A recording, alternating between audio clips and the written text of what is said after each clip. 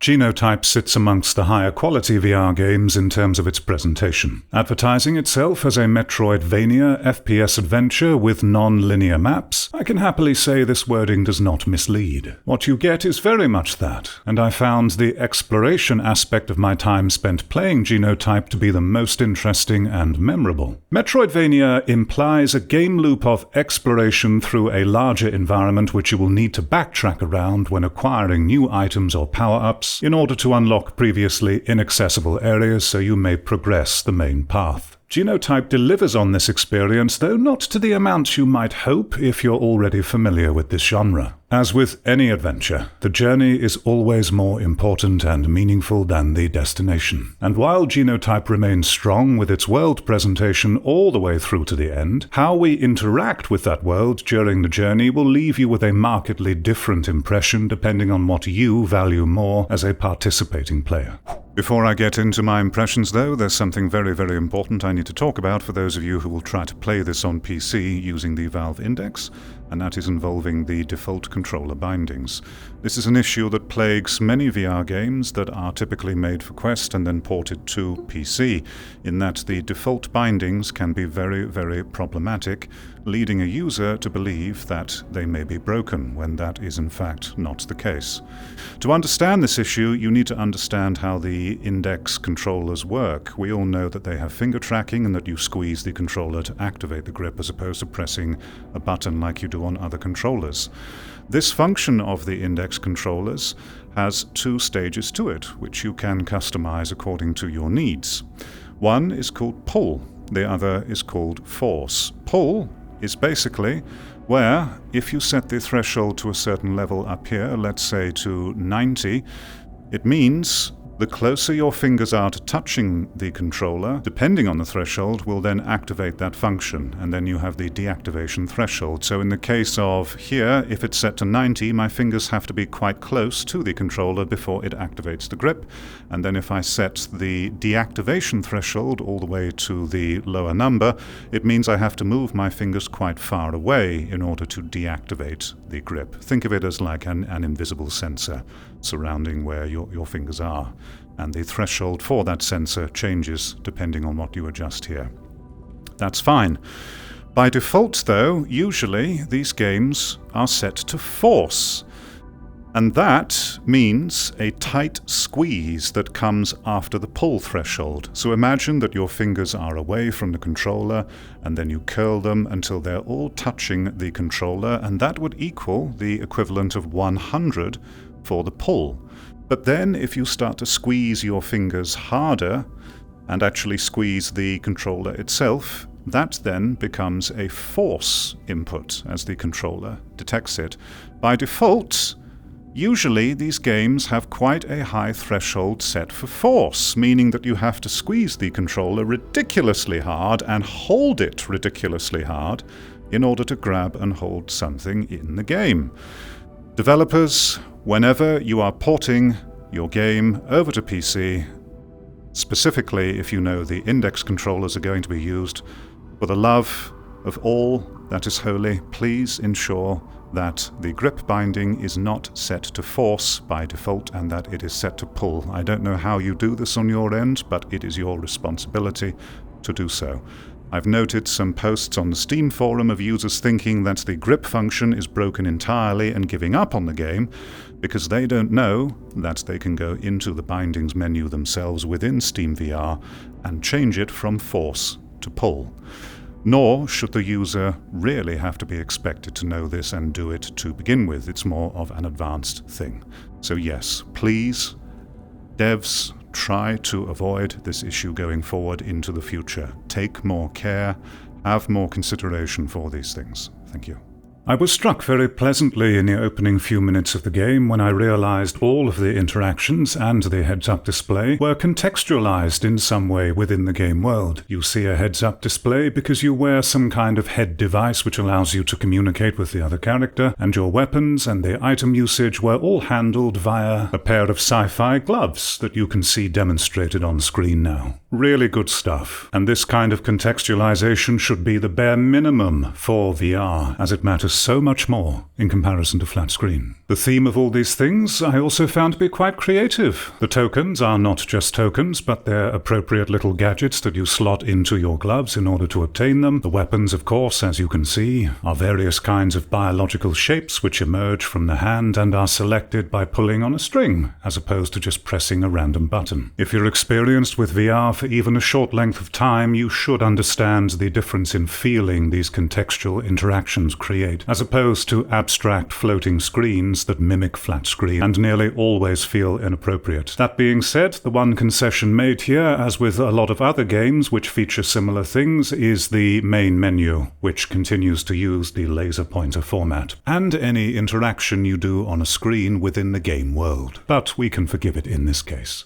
There is a good sense of exploration here. For me, the level design successfully straddled the line of being large enough and sprawling enough to feel adventurous, but not so much that it became overwhelming. One critique I have, though, the environments feel a touch samey, so whilst I was fine with the exploration, it did begin to feel a bit tedious toward the end, due to the lack of visual and overall interactive variety that came with those environments. But then we had the combat. Now, how you'll feel about my opinion here depends on whether you're a player that's just happy to be there and focus on the exploration, and you don't care for whether the combat is interesting or deep or varied, or if you're like myself and found the enemy design, the AI behavior, and the way that you had to deal with combat to be incredibly immersion-shattering and tedious and repetitive and disappointing, then, as I said at the beginning, your experience and impression of this game will vary dramatically. Even though the enemies came with a decent variety of models and animations to complement them, their fundamental behavior is that of the most rudimentary AI programming. Most of them will just fire projectiles at you from afar, which admittedly have thoughtfully been given some good sound telegraph so that you can evade them consistently, but that's it. You just strafe to avoid most of their projectiles, and then you have the occasional enemy that will run up and charge at you, but there is no sense whatsoever that any of these are living, sentient beings that have any kind of personality, self-preservation, any kind of intelligence at all. You can quite easily see the scripts running with each and every one of them, which, when considering the presentation of the game and its higher quality and everything else involved, this discrepancy of behavior from them, for me, was an enormous letdown and immersion-shattering, to say the least. And that is on top of the combat just being boring. It doesn't matter the weapon that you use, they just do different damage numbers. There is no special effect to be had from using a particular weapon versus another. It's all extremely shallow and disappointing. Considering the amount of encounters that you will have through your exploration, which is decided by chance as you go through the corridors, I quickly settled into an eye-rolling routine of jiggle strafing to avoid the projectiles whilst blasting them with whatever weapon I had the ammunition for. No thought process, very, very, very disengaged, and it did spoil the overall sense of place which I had in the world. An obvious suggestion to make this better would be to have the enemies display some kind of sentience, self-preservation, working together, or a unique response to your attacking them which is specific to that enemy. And the sad thing is there are 3 enemies which display this type of behavior. There is one which can heal others, one that cowers defensively after taking enough damage, and another which after taking a certain amount of damage will adopt an aggressive stance and charge at you. So the designers clearly did have something like that in mind, but for whatever reason they abandoned this with all the other enemies, which encounters with make up the majority of the final half of the game. We can speculate on the reasons, but it is what it is, I suppose. I think another small adjustment that could have gone a long way to make the combat more engaging and interesting would be to have the different weapons you acquire along the way inflict different effects on the enemies. One could be better at piercing armor, or you could use the grabbing weapon, which is the first you'll find, as a means of tearing off pieces of armor, exposing the enemy to more damage when shooting at that spot. There is an upgrade system, but it mostly boils down to increasing the radius of damage and the amount of damage, and the rate of which you can deliver that damage, aka higher numbers and higher DPS. Very disappointing and shallow all in all.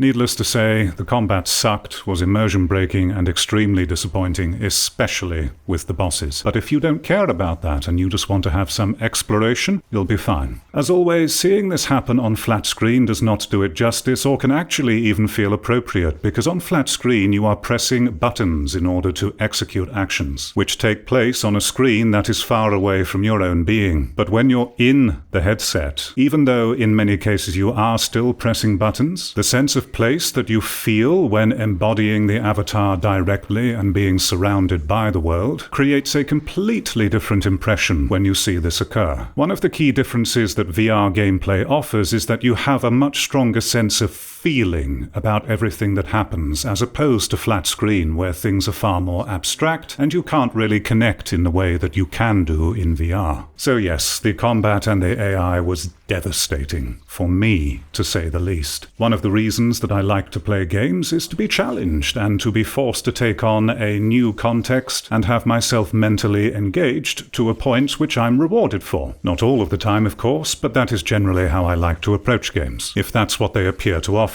The story had a promising start, and the dialogue exchange between you and the person who guides you along is passable. The voice actors, I thought, were fine, but the script was not so great, particularly for the protagonist, who, unfortunately, despite being presented with a dire, life-threatening situation, remained jarringly quippy and light-hearted and jokey all the way until the very end, where she has a dramatic shift in tone. The whole thing is just all over the place and felt very rushed. And the longer you play through, the more rushed it felt. Except for environmental details, most of the world building is done through datapads which you can acquire and read to find out the thoughts and feelings and learn of some events that happened involving the researchers and staff before the disaster occurred. I wasn't really a fan of what these datapads had to say and gave up reading them about halfway through. A lot of the things I read seemed to be the kind of events and information that a regular human being wouldn't really think to record or write down. And when I reflect on the story now and the narrative beats, of which there were not many, I get the feeling of it being rushed and incomplete once again, and during play it felt like it tapered off to nothing. Do not be expecting any kind of interesting grand narrative here, but I will admit some of the dialogue between your protagonist and the researcher guiding you was okay. It's something at least. But yeah, unless you're very young, you'll be unlikely to find much of interest or satisfaction with the story.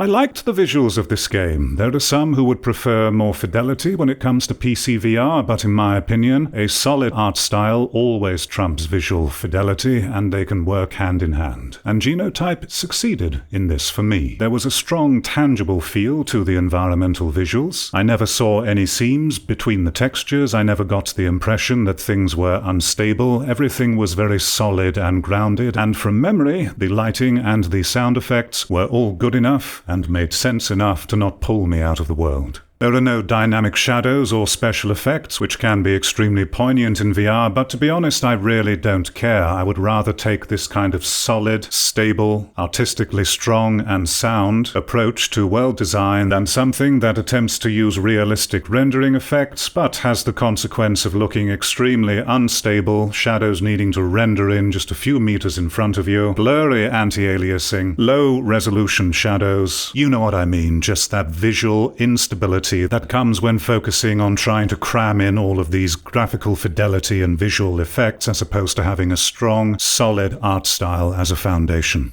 The sound effects were fine. One of the rare few VR games where they remember that when you drop an item on the floor, it actually makes a noise. The footsteps are fine. The enemies, as I said earlier, have very good sound telegraphs for when they are attacking, making avoiding it consistent, which can be done both virtually or by moving in real life, which is nice. There were a few areas lacking any kind of ambient noise whatsoever, which felt a bit jarring and wrong considering where I was, but they were far fewer than the areas which got it right. Sounds are an incredibly vital detail for bridging the player's psychological gap between them and the world. Something that we can take for granted in flat-screen gaming, but is exponentially more important for VR. The lack of sound consideration can destroy your sense of presence and engagement with that world. It is something that should be taken so much more seriously in VR than it presently is by the developers in the arena. And I will continue to stress this importance until it finally, one day, hopefully, we realize its importance and normalize these details. The attack animations for the enemy are fine and expressive, though the fact that they are quite good makes the sting of the terrible AI even worse. Genotype is solid from an audiovisual perspective, and as the cherry on top, it has fantastic performance and optimization. There was nary a stutter for the entire playthrough, and it was barely touching my GPU and CPU.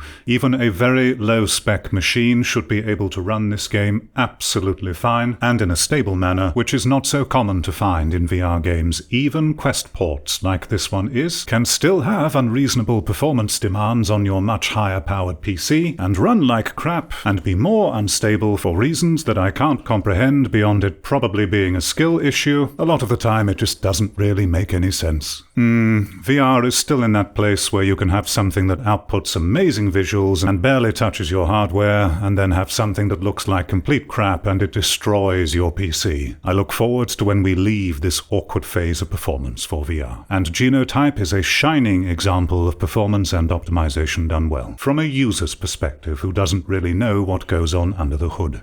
I'm a big fan of all things games have to offer, and I like to engage with them as much as I can, or are interested in doing so. I like adventure. I like exploration. I like stories. I like it when all these things are good. I especially like it when the interactive elements and the gameplay of a game is also interesting, engaging, has depth, and rewards me for paying attention and trying to do well. To that end, despite all of the competency and strength Genotype has, I can't help but be incredibly disappointed by the primary conflict this game offers, which makes up a substantial amount of what you'll be doing. The immersion-shattering AI, the lack of depth, and variety with how you engage with them shattered my suspension of disbelief, which I could not recover from. Made all the worse retrospectively because the game had a very strong first impression that just continued to diminish more and more due to the combat being so crap. The contextual interactions, which I appreciated very much, didn't offer that much to compensate, but were still just good enough to keep me going. I admittedly haven't played that many Metroidvanias, but I'm very familiar with how the game design concept is supposed to be, and I have played a few, enough that I could conclude the Metroidvania aspects of this game felt quite shallow to me, and not creative enough. This is the problem when you set expectations higher with good presentation. Every other aspect of the design has to come together to match it at the very least, or the entire thing falls apart. You might say that Genotype is a higher quality experience, but also one that's very shallow. Definitely worthwhile if you're looking for a narratively driven single-player exploration adventure for you to wander through for several hours, if only to appreciate the quality that it has outside of the combat. If the jarring AI behavior and bad combat is not something that bothers you, there is still plenty of quality to appreciate with this game elsewhere.